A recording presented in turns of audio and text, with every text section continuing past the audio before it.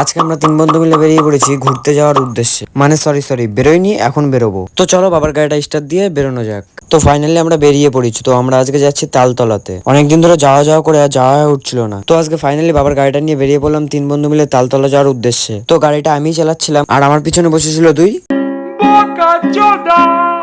তো 10-15 মিনিট গাড়ি চালিয়ে আমরা চলে আসি ফাইনালি তালতলাতে। কিন্তু ভাই একটু সামনে এগিয়ে গিয়ে আমরা ফেসে গেলাম জ্যামে। আর তখন আমরা হয়ে গেলাম ঠিক চুতিয়া বানায়া তুমকো। তবে আমরা ভাবতেও পারিনি এত লেভেলের ভিড় হবে, মানে আমাদের ধারণার বাইরে। আর যেহেতু আজকে 15ই আগস্ট, এর জন্য সবাই এসছে ঘুরতে। তো আমরা জ্যামের মধ্যে দিয়ে যেতে যেতে দেখি একটা কাকা টোটোর ছাদের উপরে উঠে নাচ করছে। কাকা একটু উৎসাহ দিয়ে আমরা নাচটা দেখতে দেখতে জ্যামটা পার করে একটা ফাঁকা জায়গা থেকে গাড়িটা রাখি।